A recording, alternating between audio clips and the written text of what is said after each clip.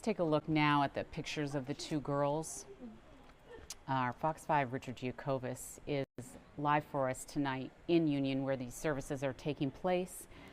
We've been covering this all week, and all week we have seen friends, neighbors, classmates come out for candlelight vigils and for remembering the girls. Even people who didn't know them coming to this Cranford, New Jersey neighborhood to express grief and try to support for the family.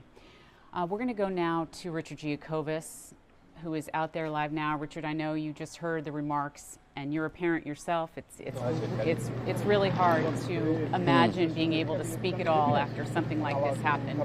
Richard, what can you tell us from your end?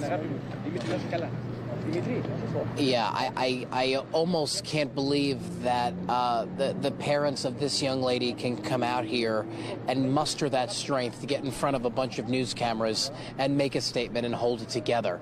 And somehow her mom, Maria's mom, was able to do that tonight. And yes, as a parent, you watch that. I think the moment, I heard you cheering up, Sharon, the moment that you get the goosebumps and your heart drops is when she gets to the part when she says, not going to hear the "I love you, Mom" or the "I love you, Dad" anymore. Just the words that as parents sometimes we take for granted.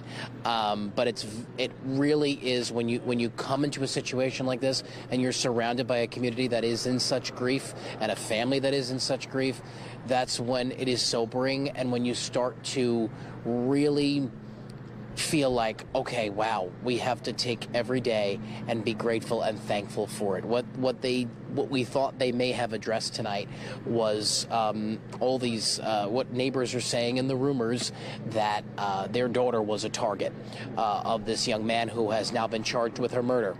They didn't say that. We thought that was what the prepared statement was going to include, but this was solely about remembering their daughter who was studying to be a makeup artist and was going to go to cosmetology school. And also another thing that got me tonight was that she really wanted to make people feel beautiful. I think when you hear that, and it's just so sad, and it's hard to wrap your head around it.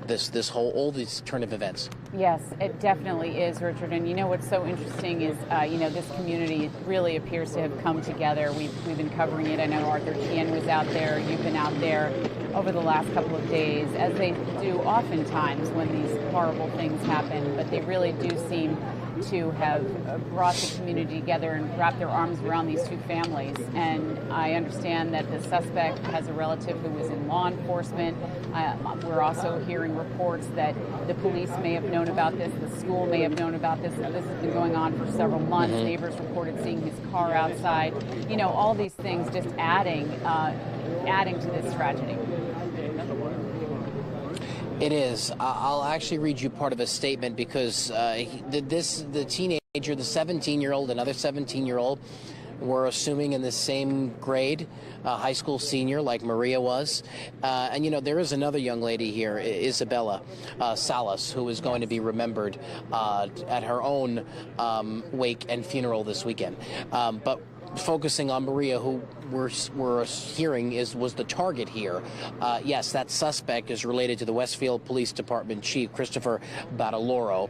He lives in the same neighborhood where this incident took place, Cranford, New Jersey. It's 5 minutes down the road, in that very, tight-knit residential area. His statement was this earlier today, saying, "I do unequivocally condemn the actions of the accused, and like you, I demand that he face the consequences of his alleged actions in a court of law." He goes, I too pray for these families. I too demand full accountability and justice. There's a lengthy statement from the police chief, but I mean, that even takes it to another level, that this suspect, who's now facing or is charged with 2 counts of first-degree murder, is related to the police chief of of this community, Yeah, or at so least many, the Westfield Police Department. Exactly. So many families destroyed, the actions of one, rippling out into this community in so many ways. Richard, we so appreciate your update here. I know you're working on a story for us for the Fox 5 News at 10 o'clock tonight, so we look forward to your update then. You don't expect to hear from any more family members tonight at the services that you're at? No, we were told that they would not be taking questions. I think their statements were prepared. I think they need to do their best now to hold it together. They have to, so difficult to say this, they have to bury their daughter tomorrow. So tonight it was receiving all of these people who didn't even know them, most of them, along with their family, dressed head to toe in black tonight as they came out. But now it's those different stages of grief. I can't even wrap my head around what that grief could be as a parent, or I'm watching her grandparents. It's very, very difficult. So no, I don't expect to hear from anyone else, but I'm sure they'll have more to say as time allows. All right. Listen, Richard, thank you so much for that update on this difficult night. We so appreciate it.